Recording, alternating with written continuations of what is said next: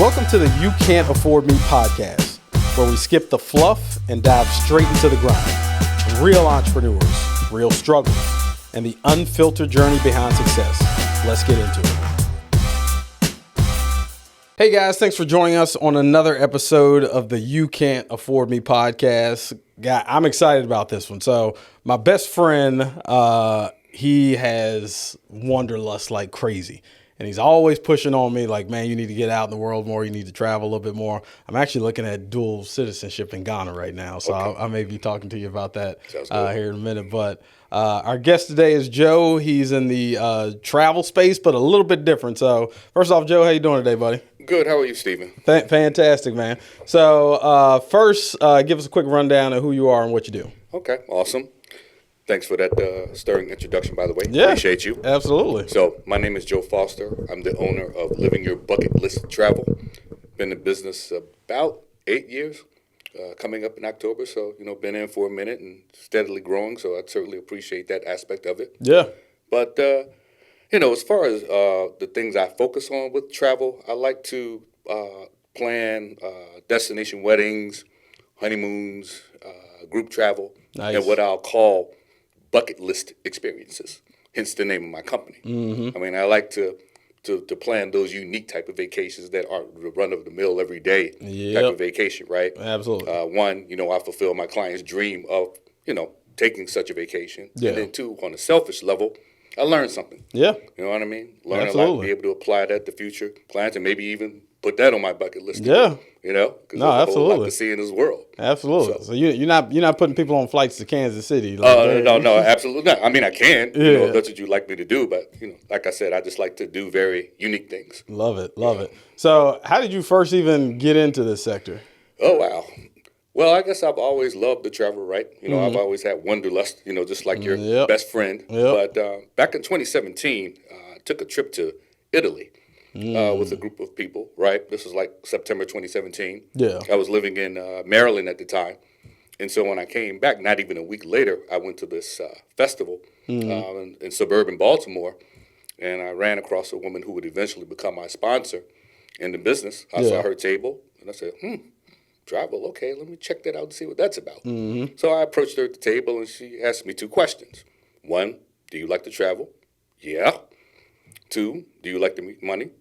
Heck yeah. Yep. So, with that, we got to talking. I went to some informational sessions and I decided to jump into the business and, it's been great ever since. Nice. Let's talk about the travel overall first. So you said yourself you like to travel. So let's start with what's been the most exciting place you've ever traveled to?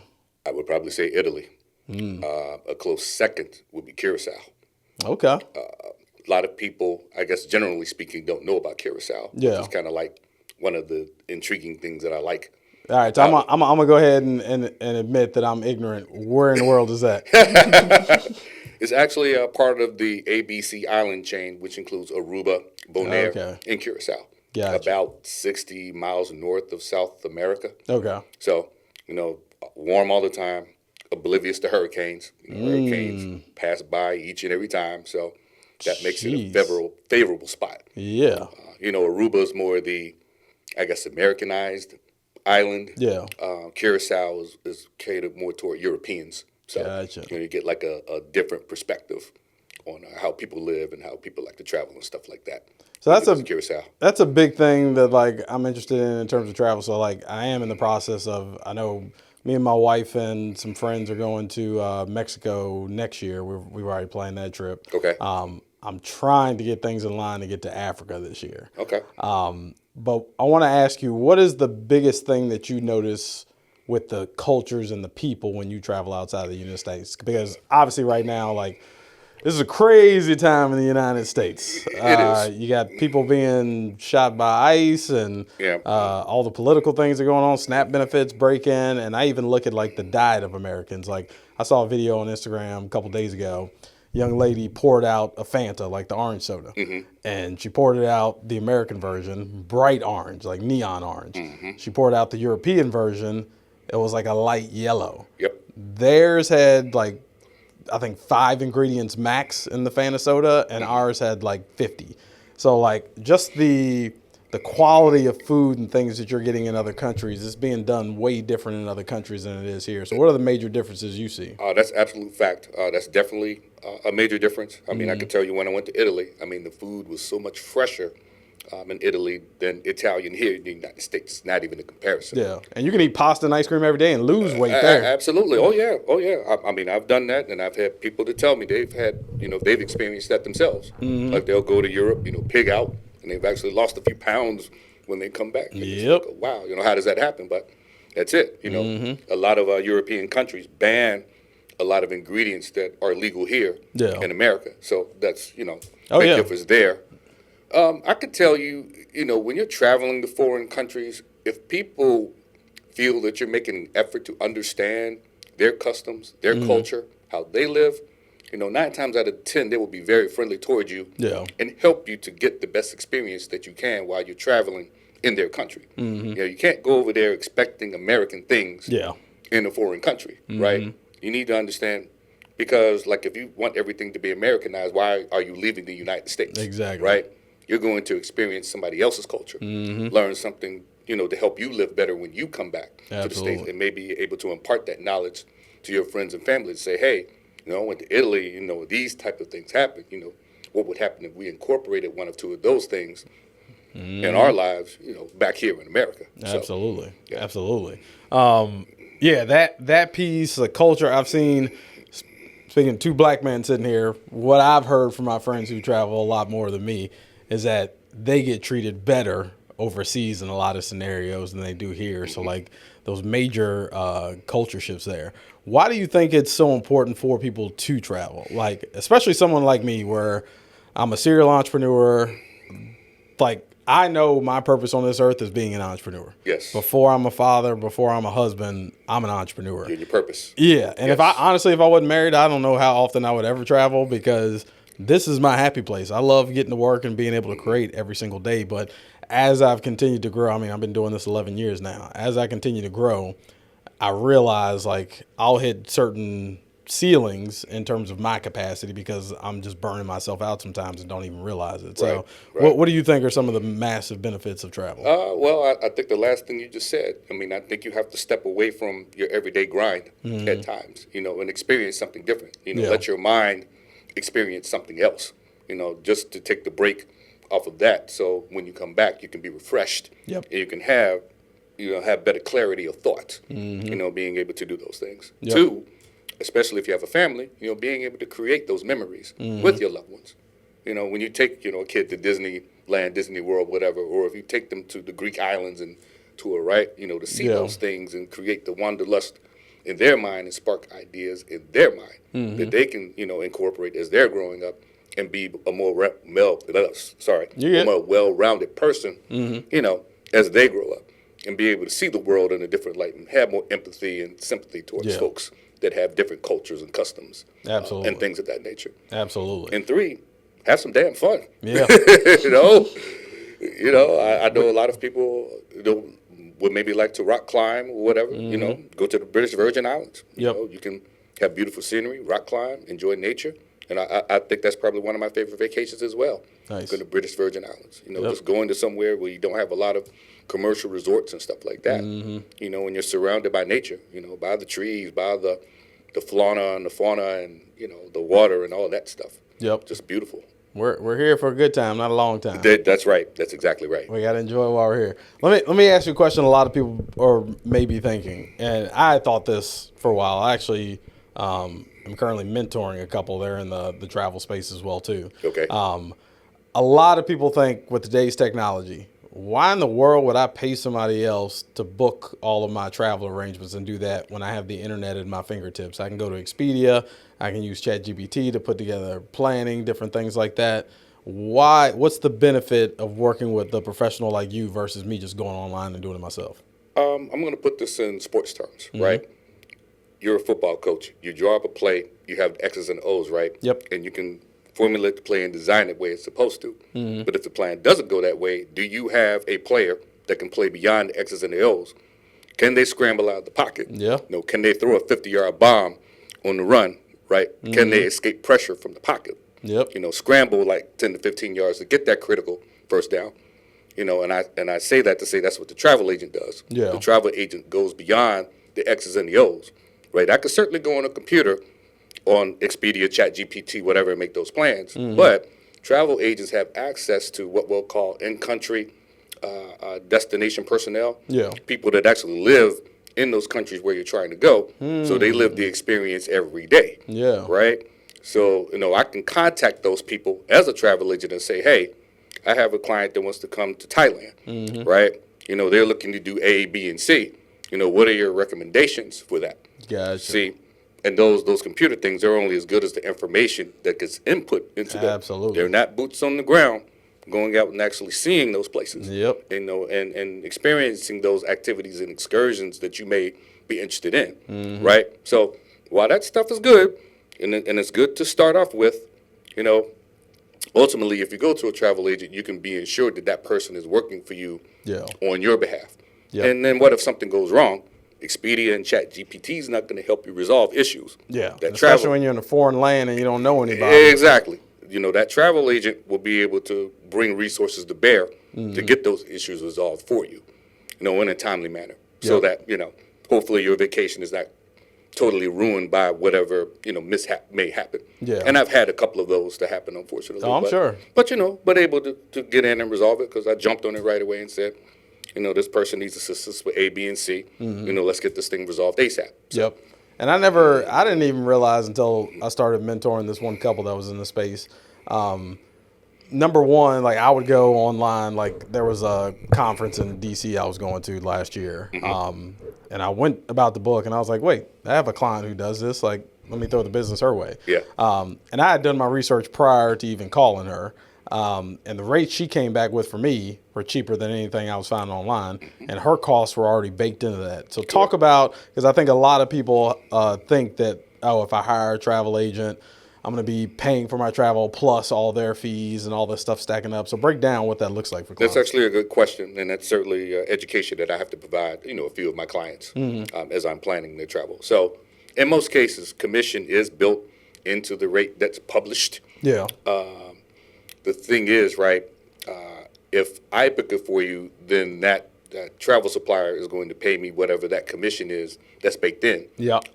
If the client does it themselves, then that travel partner is going to keep that commission that's already built in. Gotcha. There are some cases where they provide what's called a net rate, which is basically their wholesale cost, and then the travel agent will have to, build in some sort of fee to cover the work that he or she did. Yeah. But obviously, we're going to keep that in line with what the market will bear, right? So, if you go to Expedia and you pull up a package and it's like $3,000, right? Yeah. I'm not going to say, okay, I'm going to charge you $4,000 and build in $1,000 because it's going to be like, Yeah. man, you must be nuts. Yep. You know what I mean? But, help the client to understand that, hey, I'm going to build a little bit of this in, but it's to cover my costs for my time for providing the service for you. Absolutely. And for me, I dig deep. I mean, I go really deep when I put together client itineraries for my clients because I want them to have the best experience possible for the budget that they set forth. Yep. Right. Because I want them to A, come back to me, and now B, I want them to go tell their family and friends, hey, Joe Foster put together a great vacation package for me, and if you're looking to have those type of services, you should use him. So. I do that. I do that as a labor of love. I love people to be able to experience those memories when they're on vacation. And I've got 2 or 3 instances where people have come back and say, what you put together was great. My family really appreciated it. We needed that. We made some great memories. And that makes my heart swell with pride, to know that I had something to do with them making those memories. You know what I mean? Absolutely. And it's not an ego thing. It's a humble humility type of thing, you know what I mean? For sure. And it reaffirms that I'm doing what I'm supposed to be doing, you know what I mean? Yeah. And I think it's that convenience factor too. Like I had this thought process for the longest time and I had to change my mentality where broke people think doing something themselves and saving the cash is going to help them financially in the long term. Right. Versus wealthy-minded people are looking at tasks and thinking, okay, if I can go out and command $150 an hour, why would I spend my time doing a $20 an hour task when I could just pay somebody to do that and I can go out and earn that $150 an hour. So like, I think it was a year ago, I transitioned to finally having a guy do the landscaping in my house. I was like, bro, I don't have time to be out on a Saturday anymore cutting the grass for 2 hours. I'm willing to pay the fees, and he's very reasonably priced. I'm willing to pay the fees for the convenience. And I think that's really where the marketplace has shifted is like, I don't want, like, there are days I need somebody to run out just to get my lunch. Like, it's not like, yo, I'm trying to be high sedity, like I'm the big boss type thing. Like, yo, my schedule is literally so stacked. If I don't give somebody my credit card and have them run out to the store for me, I'm not going to eat today. So how do people respond to that? Is that a big piece of why they use your services? Yeah, some of it. Some of it, it's that. And then some people, just don't have I'll say, how do I want to put this? The They just don't have the patience. Well, wherewithal, but I'll say more patience. Yeah. To go in and do the research. Yeah. You know what I mean? And figure those things out and logistically put things Yeah, because together. that takes time. Exactly.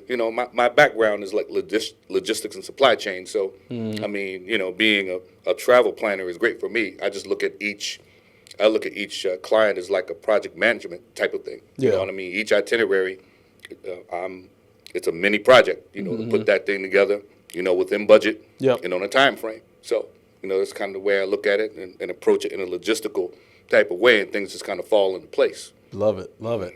Let's break down, because what attracted me to you and your business in terms of the way you're doing it, you described it differently than what I've heard from other people in your industry, where you're putting together these bucket list trips. So let's go a little bit deeper on that. Sure. In terms of, give me an example of like a bucket list trip. Is this like somebody going to the Grand Canyon, or is this like, hey, I want Super Bowl tickets, it's in San Francisco this year, or hey, the Winter Olympics is going, I want to be in France, I want this going on. Describe to us what those bucket list trips can look like. I can give you a couple of them, and these were recent trips as well. So the first one I'll talk about is I had a client whose husband was retiring as a football referee, high school and college level, and he always wanted to go to the Rose Bowl. So I planned that trip for them. Nice. I found a company, a ticket broker. They provide all types of services, and they flew out to Los Angeles. They went to the Rose Bowl parade. They went to the game, and he absolutely loved it. I was a little scared for them because it had rained hard the day before, and I was hoping that they wouldn't get rained on the next day. But the weather turned out to be quite beautiful. I mean, the game wasn't great. Yeah. Indiana stomped Alabama, but that's a whole nother conversation, right? But, he was very pleased at the experience, something that he and his wife were able to bond over. Nice. You know what I mean? So that was an enjoyable one. And then the other one, this was October of last year.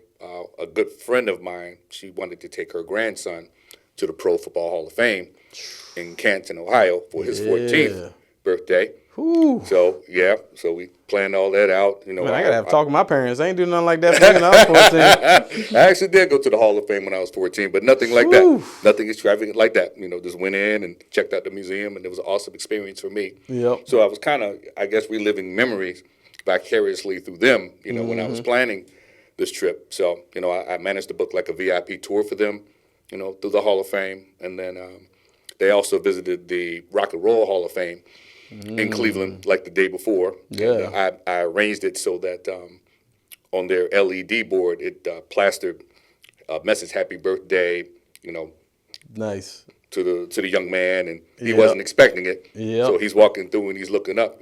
See, and it's those little touches like that the person like me can't sit there and book stuff like that. Exactly. And his grandmother was telling me, he looked up on the board and he's like, do they have my name flashing up there? Happy birthday. She's like, yeah. I mean, it just like made his entire trip, and they took the videos and pictures. He could brag to his friends and other different type of stuff. And as she was telling me about the experience, man, I mean, I'll be honest with you. I was struggling to hold back tears because, it meant so much to them, to be able to have those memories and be able to take that trip. They'd had a loss in their family recently, so it was a good therapeutic session for them as well, to be able to get away and create those memories and enjoy all of those things, man. And it just warmed my heart to be able to do that. Nice. You know what I mean? So love it. I have a. You saw the golf bags out when you came in here. I'm gonna get a couple swings in with one of my team members a little bit later today, and I know a lot of people that listen to this show, they're into the game of golf. For me, like I would do it in Africa. I saw one in Australia, and I'm like, the bugs and animals are too big in Australia. That's a continent I'll never put my feet on. But what about golf trips? Can you put together packages for like the dream golf trips? Absolutely. I work with the vendors. That's all they do. Are golf packages. Whether it's land or whether actually golf cruises. Yeah. Like they'll in Spain, in fact, they'll go around the whole Iberian Peninsula and stop at 2 or 3 courses you can get off and play as your shore excursion. So, absolutely. If you want to... Oh, we're going to talk about that. Oh, absolutely. If you want to go to the Masters or Pebble Beach, yeah. Stuff like that, let's get it. I remember a few years ago, I was in Charleston. My lady's 50th birthday, we went down there for the weekend, and I just happened to say, okay, I'd like to take what we'll call a site inspection. Yeah. For travel agents to be able to go to properties and take a look and, take pictures and be able to sell that to clients. Yep. So I happened to go to Kiawah Island, where the PGA championship is held every few years, and I was able to tour that facility, and actually they have holes that overlook the beach, right? Man. So, that was a pretty awesome experience to be able to tour that place and be able to recommend it to my clients. Now, it's not cheap. Yeah, I know. Don't get me wrong. You're going to pay a nice penny for it. But, if you love golf like that and you have the coin to be able to, experience that, it's highly recommended. Yeah. I saw the video that stuck in my head. I saw this on Instagram one day. Guys were golfing in Africa. Yeah. And, it's elephants and giraffes just walking by. And I was like, man, that has to be the most amazing experience. So immediately I'm like, that's now at the top of my bucket list in terms of travel. Like, I want to go play golf in Africa and have giraffes and elephants walking around in the background while I'm putting. Yep. Yeah, that would be a totally awesome experience. Yep. Yes. Love it. All right, man, this has been awesome. This gave us a lot of good information on the travel space. In particular for you, let me ask, who are your typical clients in terms of who's the average person that is seeking out these services? Is this somebody that's in the prime of their career? Is it people that are in retirement? What do you see the most of people that are taking these bucket list trips? It's a whole gamut. I would say probably maybe 10 years ago, it was probably like someone in their 50s or older. But, as our economy has evolved into a more, I guess, service-based and internet-based type of environment, the younger people are earning more money faster. Yeah. So, someone in their 20s could call me and say, hey, I want to take a weekend trip to Punta Cana. In fact, I've got that happening right now. Nice. Where I'm booking a 5-day vacation for a young couple, and they may end up bringing some folks with them as well. So, nice. At this point, it just runs the whole gamut, honestly. Gotcha. And if someone listening right now is like, this is an industry they've always been interested in, and they're interested in dipping their toe into this business, what are the top 3 things you give them in terms of advice on how to get started? I would say be prepared to go through the grind. I can tell you from my experience, it was a whole year before I commissioned my first client. So, be patient. Yep. I tell people all the time, if you get into entrepreneurship and you're not prepared to not make money in the first 2 years, don't even bother getting started. Exactly. Yep. Be patient. Learn everything that you can, about the industry. Yeah. And then 3, pick a niche. Obviously you can book any type of travel that you want. Yeah. But if there's a particular type of or style of travel that interests you, concentrate on that. Absolutely. I know some folks concentrate on Disney. Some folks concentrate on people with special needs. Some people concentrate on the Caribbean. Yep. Whatever your fancy is, whatever specialty it is that you'd like to entertain, then pick that and go with that, because then you become the subject matter expert. Yep. In that particular niche, right? If someone needs that, they're going to come to you. Other travel agents will say, well, I don't book a whole lot of Disney, but I know someone who does. Yeah. And they'll pass your name, and vice versa. Yeah. So. And do you bring people, can you develop a team? Do you bring people under you? Absolutely. I was just going to say, if you're that type of person that always books travel for your family and friends, but you're not receiving the financial benefits for it, come see me. License. Yep. Yeah.